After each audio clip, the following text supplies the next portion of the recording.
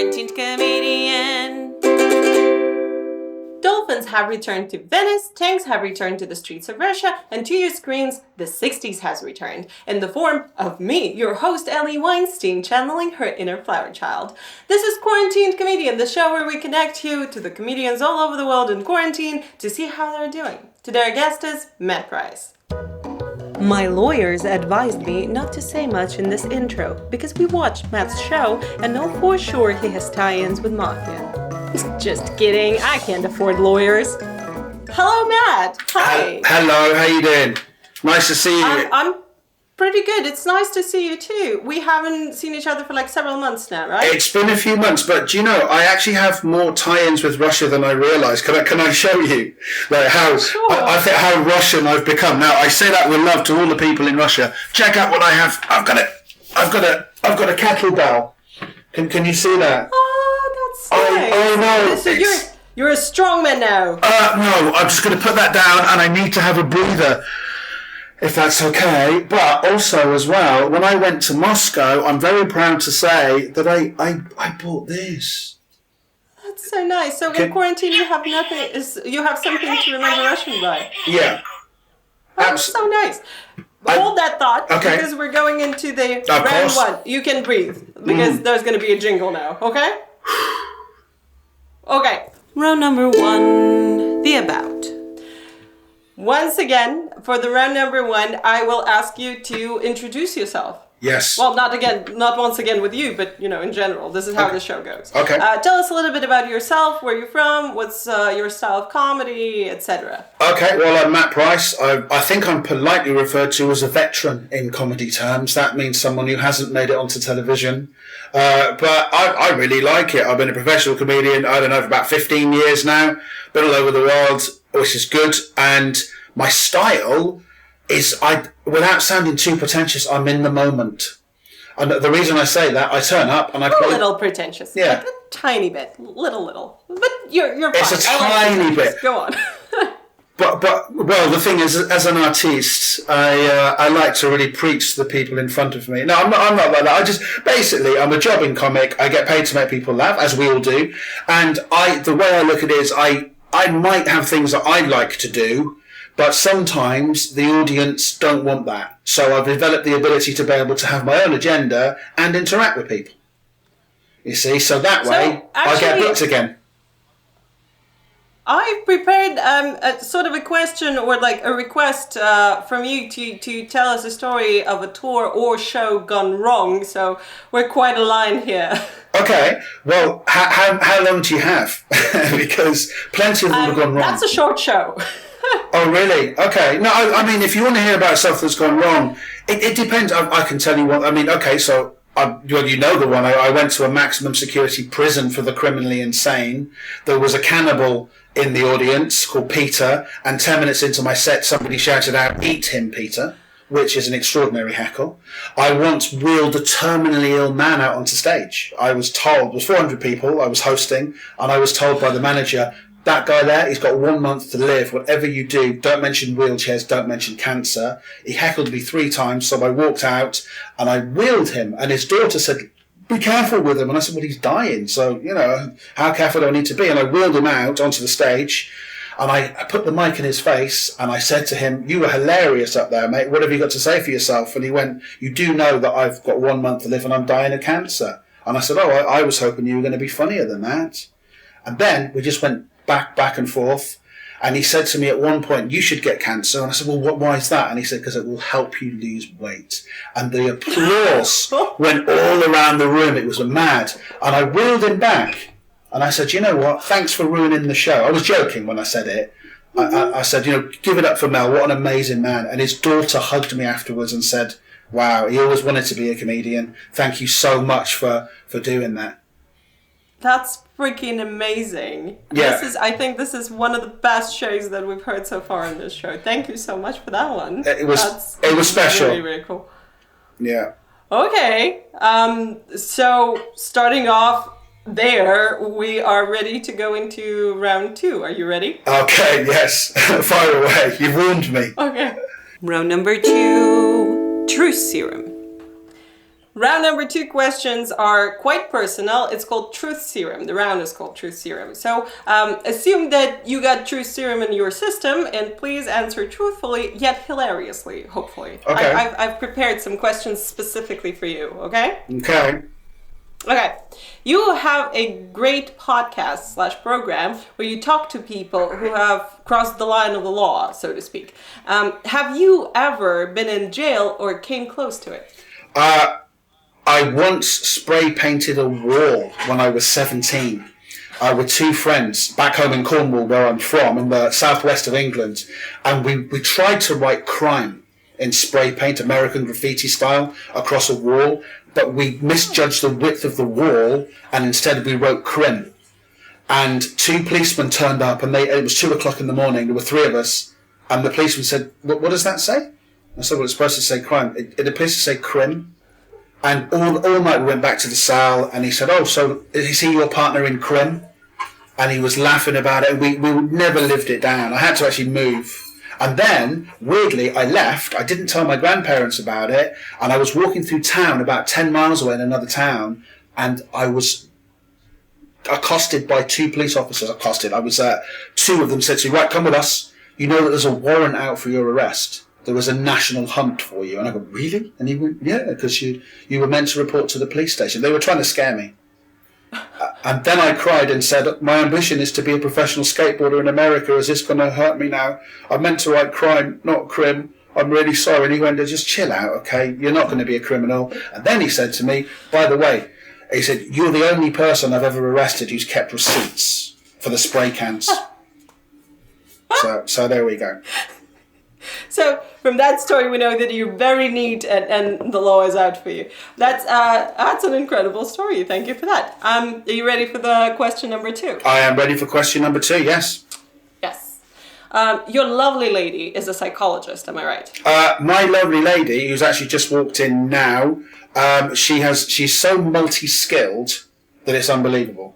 Just absolutely unbelievable. Hypnotised me over the phone. That's not a question yet. Okay. You know that. I know.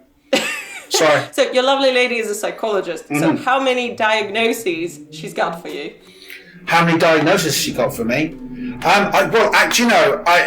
It's almost. Do you mean has she? Well, she's hypnotised me. We've worked on all sorts of issues over the years. I think I tend to be passive aggressive and I don't stand up for myself. Is this what you're asking? No, I'm interested. I'll let you do the answering. I have an unresolved Oedipal conflict. I don't know. I don't think my dad liked me very much. I know he did. We're all right. We're the best of friends, actually. And that's why you became a comedian. Quite possibly. I don't really know. I think, well, actually, the missus, I'm not going to get her on camera, but she's here now. Martha, I'm speaking to Ali in Russia, and she wants to know what psychological issues that you may have unearthed in our relationship. We haven't got a lot of time. We haven't got a lot of time. Okay. There's got to be something. How long have you 2 been together? We have been together for 15 years, and I'll be honest. Yeah, that's a very short observational period. I have to agree with her on that. Yes, but I'd like a cup of coffee. Thank you very much. Martha makes the coffee. Have I ruined this for you now? I hope not. No, please go on. This is just fascinating. Also, you've been under hypnosis? Yes. So, do you do all the chores in the house, or do you have a weird urge to do chores around the house? Is this what she installed in you during the session? We've had all sorts of things. I think that I can't wait to put the bins out every Thursday. No, the garbage. I look forward to that. It's just built into me. I'm a very considerate person. I will obey and do exactly as I'm told. Because she's worked, you'll probably know this as well. There's different theories about things. So she's worked in anger management and how to sort of pacify people. So apparently, if someone's really angry and you get them to move, if the blood will flow from their brain and they'll be less angry. And so Martha's gone out and she's bought a pair of shoes. And I go, "What do you mean you're spending £100 on a pair of shoes?" And we've gone for a walk for about 2 minutes. And I've gone, "Oh, these are lovely shoes." So she's managed to calm me. It's amazing how it works, So when you told me about that, it was like, about the shoes, and she went, "Catch me, catch me, catch me." No, that would be a much more. Well, I'm not built for the running, but yeah, absolutely. So no, we get on well. It works. Oh, that's so nice. That's so lovely because there are a lot of divorces now happening in quarantine because people can't stand each other. No, we're doing great. I've got my little thing.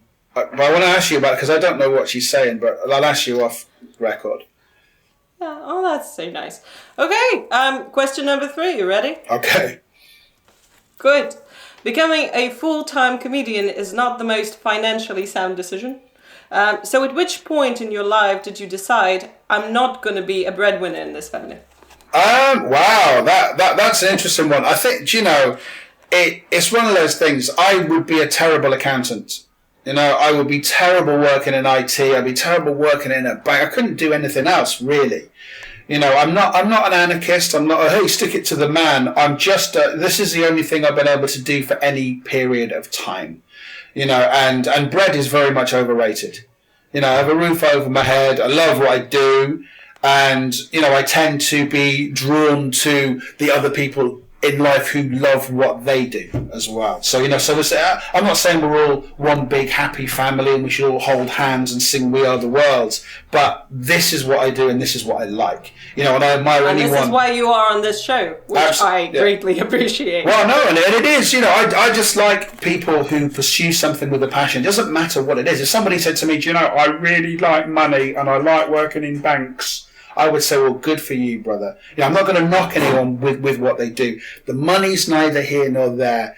And that, of course, could be the mark of an unsuccessful man. But it ain't the money. It's not the money. You can't put a price on certain things. Genuinely, you can't. There's certain things that you can't buy. You think about that huge round of applause that you get when it goes well. Or even that horrible feeling when it doesn't go well and it sticks around. I swear to you, I don't think anybody who works in a bank, and I'm not knocking anyone who works in a bank, will have that kind of self-assessment. We have a lot of transferable skills. I love applause and I love money, but I think the love of money is inherently Jewish. So I can only blame my family. I'm cool with the Jews. I'm cool with Jewish people. I very appreciate that as well. Okay, this was all for the round number 2. That wasn't that painful. No. And thank you very much for your answers. Are you ready for the round number 3? I'm ready for I've heard about round number 3. It's word of round number 3 has travelled all over the world. You do realise that, don't you? So you're all right. Are you ready for it? I am. Good. Round 3, classic lightning round. In the round number 3, you will have 10 seconds to come up with a joke on the basis of a classic setup. So I'm gonna put a little bit of blips and you put your words in it. I'm trying to give you a structure of a joke that we're going for. Okay. Okay, so let's try the first one, a very classic, very about yourself. I'm not just a blip, I'm also a blip. So you need to fill in the blips, you get that? Okay, I'm not just a blip, but I'm also a blip. 10 seconds. Oh wow! Well, the only it's not even funny, is it? I don't know. I'm not just a comedian. I'm also a role model. I have no idea. I don't know. That's quite tricky, isn't it? That was also very vain. But thank you.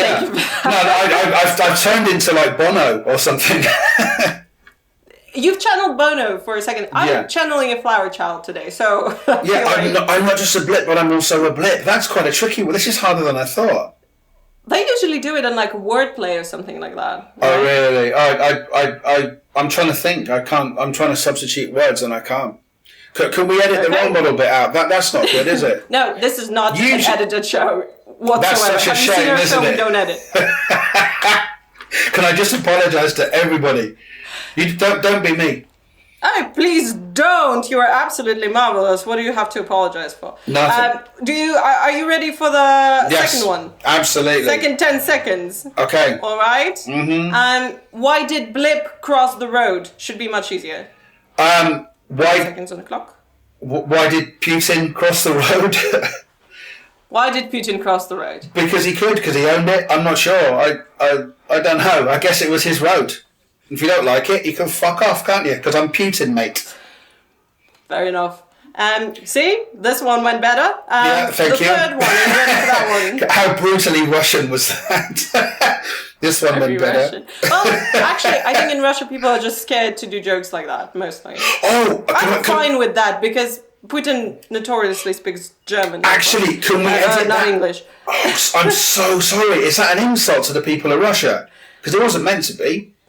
You'll have to ask the people of Russia. I'm the only person in this room, so. Oh no! Can we just change it to anybody? I don't mind anyone. No, anyone absolutely. else. We had Putin on the show before. I could have said Bill Gates or something because he probably owns roads, didn't he? He probably owns a couple. I'm sorry. Sorry for don't they? ruining round 3. I'm not. Okay, the third one. What did a blip say to a blip? 10 seconds. What did the promoter say to the comedian? I'd give up improv if I were you. What? Like basically, after this, I mean, it's done. I'm out. You know, I said, yeah, so I kind of just show up to a room and I just connect with people as human beings. I'm just, you know, I really like to vibe with people. I fucked up round 3 completely. Put it out there. Put it out there. Fucks up round 3. It's designed this way. Oh really? Oh, thanks. Say that. Thanks so much. Yeah, and this was all. Hey, also Wow. not that painful. Thank you so much for participating in this. Thanks also, for having me. You now have 5 seconds to look into the camera and shout out or tell to our viewers absolutely anything you want. You can go to mattpricelovesputin.com because I genuinely do. I don't hurt anybody. And check out my podcast. Oh, that's 5 seconds up. You're going to have to Google it. It's called Conversations with Criminals. Which camera am I looking into? I look into my camera, aren't I? Howdy. Yeah. Okay. Conversation. I'll put a link down below. Absolutely. Thank you very much. I appreciate that. Thank you so much for participating in this. Thanks for having me. I appreciate it. I would love to do it once again. And Absolutely. This was Matt Price with Quarantined Comedian. And thank you so much for watching this. Put a like if you like this. If you didn't, write to me about it. There are a comment section down below. Also, I'm going to put all the links to Matt Price in our description box, and you can suggest who you want to see on this show after Matt or after several other comedians. And please suggest answers or questions, mostly questions, for the round number 3, or your answers to the questions that I did in this show. Thank you so much for watching. It's been your host, Ellie Weinstein. See you next time. Quarantined Comedian.